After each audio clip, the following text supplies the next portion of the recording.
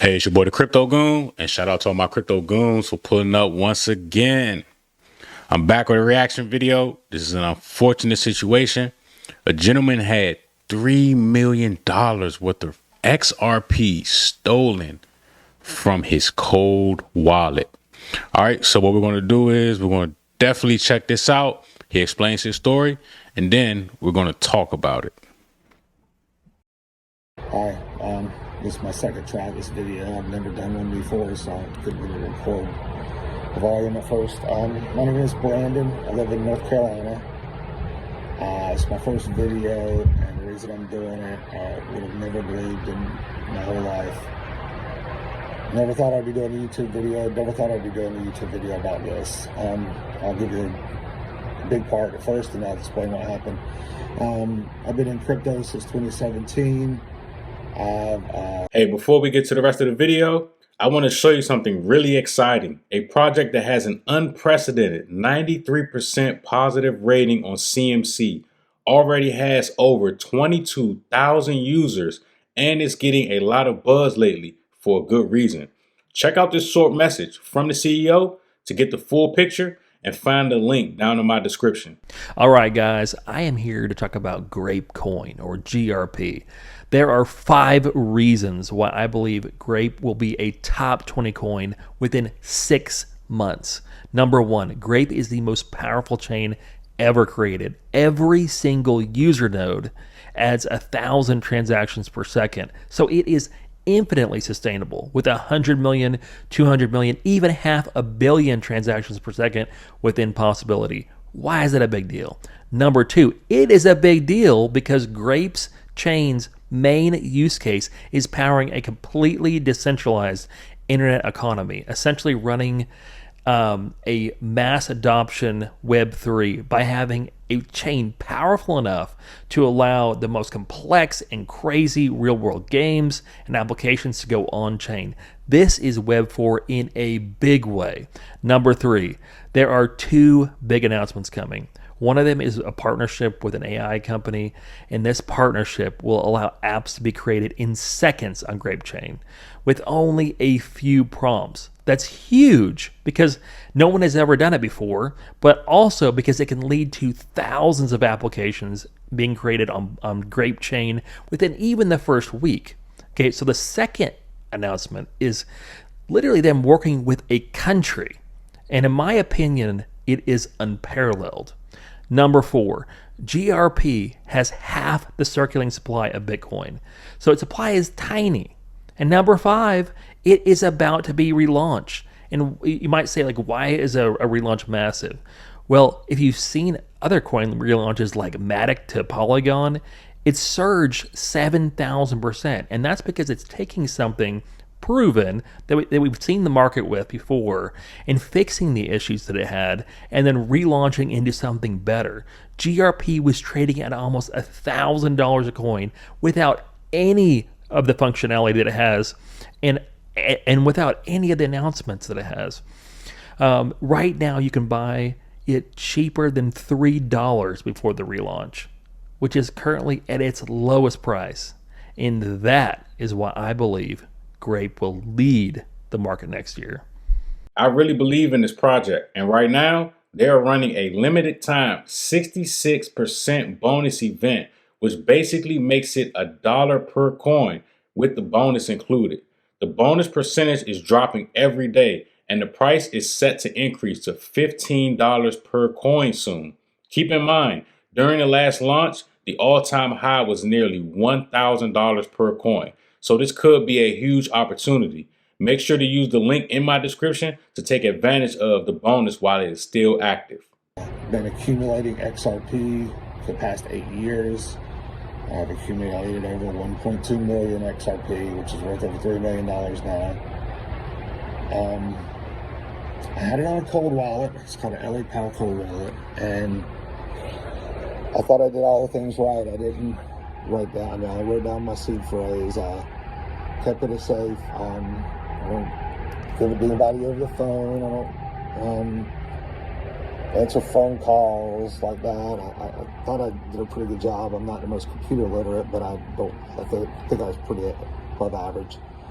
About a year ago, I retired. My wife and I retired. We were planning on moving out to Las Vegas and buying a house. We was actually supposed to go look at one next week. This morning, I woke up and all my XRP's been stolen, been hacked. I don't check my wallet every day.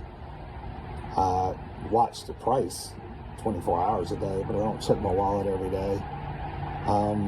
And I guess the last time I checked it was Saturday, and I checked it this morning at 4:30, and it looks like on Sunday morning somebody removed 10 XRP, then they removed 2 minutes later, it's around 11:15 Eastern time, they removed 10 XRP, and then a couple minutes later they removed another 1,990,000 XRP. They sent it to one wallet that had just been created a few minutes earlier, and then they turned around and sent all that 1,290,000, they sent it out to about 30 different wallets. They sent it out, some in groups of 40,000, some in groups of 38,000 to different wallets. And then when it went to those wallets, they sent it out to more wallets. So, I mean, I don't know, I didn't get an exact count, but I guess it's somewhere between 500 and 900 wallets. I guess it's called mixing or something, is my understanding. I haven't slept all night. That's why I'm probably not making a whole lot of sense. The reason I'm doing this video is because I follow people like DAI and Digital Perspectives and James Rule and all those guys. I follow all those guys. Love them. They do a great job. And DAI and Digital Perspectives have really been talking. And I know that, you know, they get paid, but they're also clients. But they're right. We have to have custody. I mean, I don't have anything with Caleb or Brown. I've never even know anything about him. I just know what I heard on there. I don't have any crypto to custody with them anymore because I just lost it all. On that wallet, I had a little bit of XLM, about $1,000 worth. I don't know why they left that. I had a couple of different things, like a little bit of Flare, maybe about $900 worth of Flare, and a couple of things like that I got in airdrops, and they left that, but they took the big boy. They left about $2,800 worth of crypto, and then they took about $3 million. That was our whole retirement for my wife and I don't know what we're gonna do. I guess we're gonna go back to work. I mean, fortunately, I did diversify into some metals, which thank God I did. Nowhere near anything like what I had in crypto. Crypto was supposed to be the touchdown. I don't even know what. Now, this is an unfortunate situation, but I've said it before and I'll say it again. Crypto, wanting something to be decentralized is a double-edged sword. Like he mentioned in the video, there was nobody that I could contact. Okay, that's a part of decentralization, right? But on the other side of that is crypto is truly not decentralized. Okay, and before I get to this, let me just explain to you. DOJ seizes $15 billion from massive pig butchering scam based in Cambodia. Now, this is the guy right here that they're looking for. This guy had crypto on exchanges, regular wallets, hot wallets, and he had Bitcoin on cold wallets. The federal government was able to take all of it. $15 billion. They were able to take all of it back. How were they able to do that? Because they created it. Okay. So that's one thing. That's one thing that people should really realize, right? Everybody believes in this mystical figure, the Satoshi guy, this mystical figure from a land far, far away, that he created this thing. No, the federal government created it. That's how they were able to take it from him, even off of cold wallets.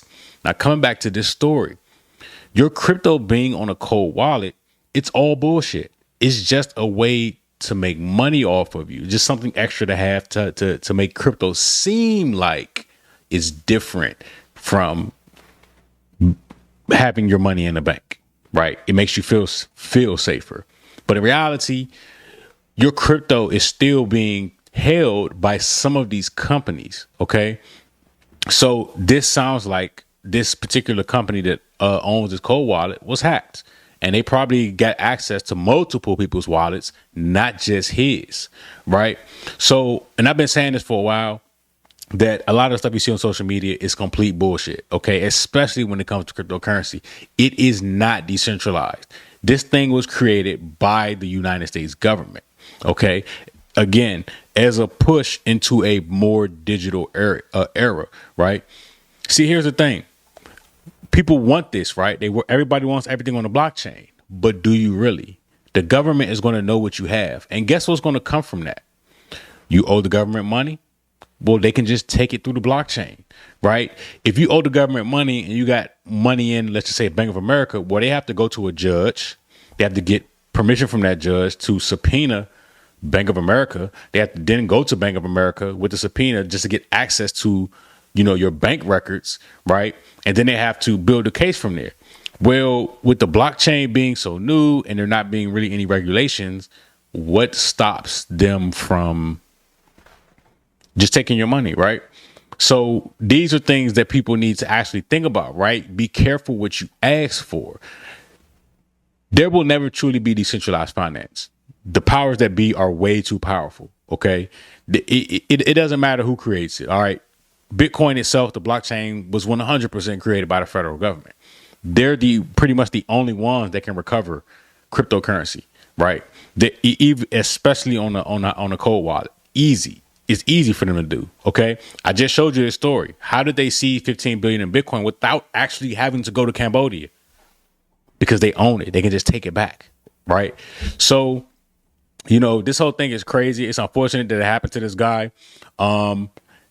Again, the average person is using these cold wallets, and like how he mentioned Caleb and Brown, they had these actual crypto desks. There are other ways to do it, but most people don't have the knowledge, nor do they have the proximity to be able to go to these crypto desks and buy these things and do it the right way. Right. So using these apps, your Coinbase, your Trust Wallet, your MetaMask, and these different cold storage wallets, it's not as safe as you think. OK, it's nowhere near as safe as like having your money in the stock market. Like, no, like how many people have you heard of having their stocks stolen? Right. So it's just one of those things that's unfortunate. And I hope this guy is able to figure something out. From my understanding, from reading on Twitter, he contacted XRP or Ripple, and they said that they couldn't help him. Right. So the company then responded, when you have decentralization, how people are calling for, there is no customer service. I feel like there should be customer service for cryptocurrency, right? Like Coinbase customer service is shit. Crypto.com customer service is shit. But I feel like that there should be an entity that you could call, show your case, and then they should be able to recover it, which the federal government can recover it, but they only do it when it benefits them, right?